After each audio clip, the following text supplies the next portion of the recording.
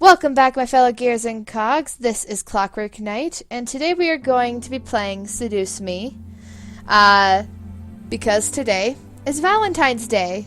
Yay! So, I figured today I'm going to do an otome special, and I've decided I'm probably going to split this up with Yoshiwari Kikuya, my other otome. I'm going to alternate between putting those up between these two. So let's go ahead and start a new game. I first learned about this game from watching Cl0ckw0rkKn1ught's channel. So awesome. This is a fictional interactive narrative. Any characters resembling to real life people are purely coincidental. Okay. Please also know that the following game is made for PG-16 audiences. Please know that sexual/violent themes are explored in this game. Trigger warnings, abuse, implied rape, and suicide. You have been warned. Oh, wow. Okay, so I'm going to have to put a viewer discretion in front of this. Here we go. Please enjoy. Why, hello. My, aren't you a gorgeous sight? Can I be honored enough to know your name? Holy crap, this has voices? Awesome!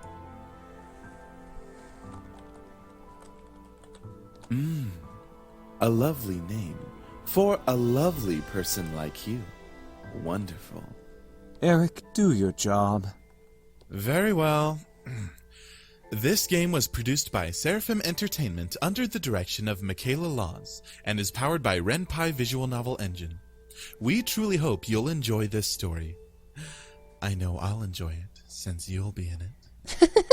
Okay, I'm already enjoying this. This is actually really funny. Eric. Fine, fine. Farewell, my sweet. Somewhere. Come on! Is that all you got? Wanna try me, asshole? Whoa. What the hell? Crap! Missed. Let's retreat for now. No kidding. Let's get out of here. That's right. You better run, you stupid punks! Stay out of our territory! Call it fate or call it coincidence. That one moment of violence started a chain of events I will never forget. This formula, created in the 70s, is one of the most important in the field of financial theory. It is used to calculate the price of European-style options and is widely used by option marketers, though there are some discrepancies that are now corrected with the modern viewpoint. Rain. It's been a long time since we've gotten rain around here, but it's the season for rainy weather, so it's not exactly that surprising. Personally, I loved the sound. The way the raindrops fell, like the soft tapping of fingers. It was so soothing. Even looking at the droplets hitting the glass of the window was strangely calming. For this reason, I felt lucky for having a seat next to the window, though I did spend more time staring outside than I did paying attention in class. The lectures in class were pretty boring. Miss Phillips' voice wasn't sporific, but I cannot read today. But I just wasn't interested in what she was saying. And since it was the period right before lunch, all I could think about was doing other things in my free time. Honestly, I didn't really care much for economics. Sure, I had good grades in this class, but it was only because I read the textbook and did my assignments as I had to.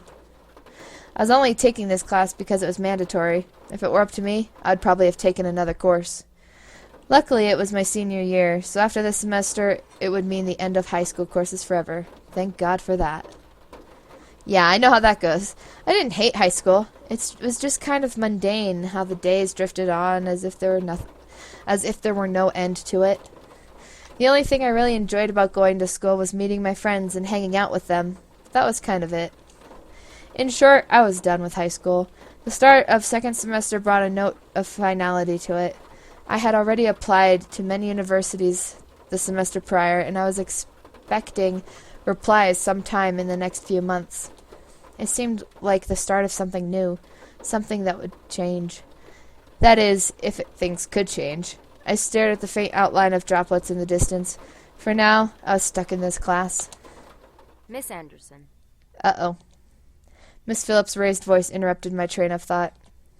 Just when I was thinking about class, I quickly turned my head to face the teacher. Hopefully she didn't pick me just because she noticed I was spacing out. Yes, ma'am? Would you care to name the equation I set up on the blackboard? Oh, I think I read about it in the textbook last night. It should be the Black-Scholes modern model formula. Very good as always, Miss Anderson. Yay.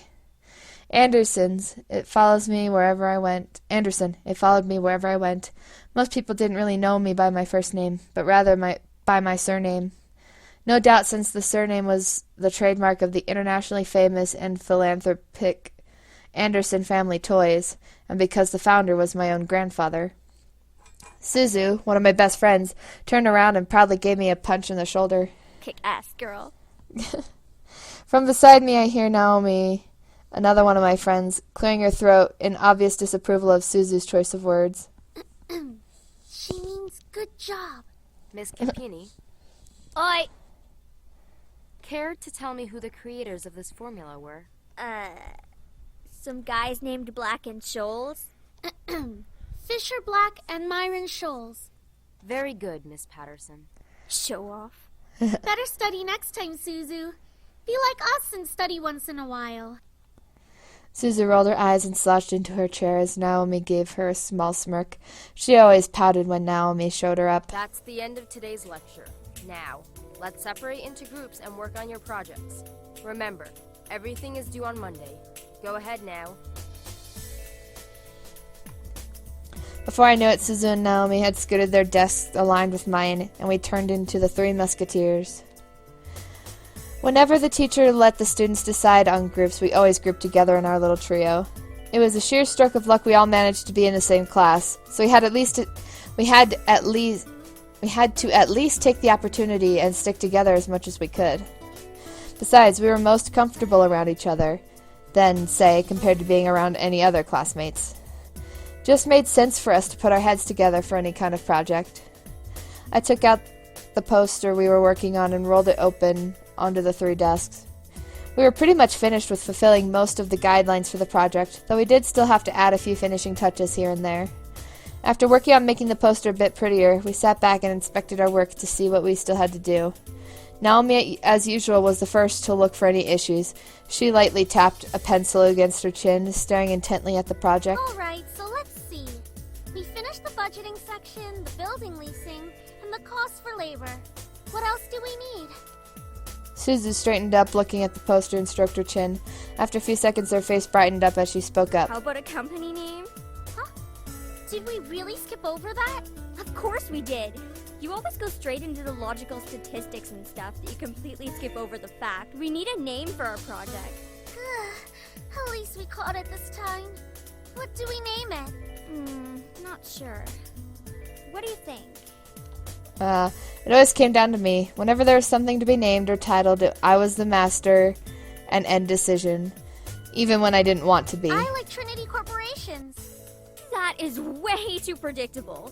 How about the Dragon Company? What do dragons have to do with our project? What? It's a totally unpredictable name. It's hot. But our company sells bubble gum. Who said we can't produce spicy bubble gum? I'm sorry, I kind of have to agree with Naomi. What do you think?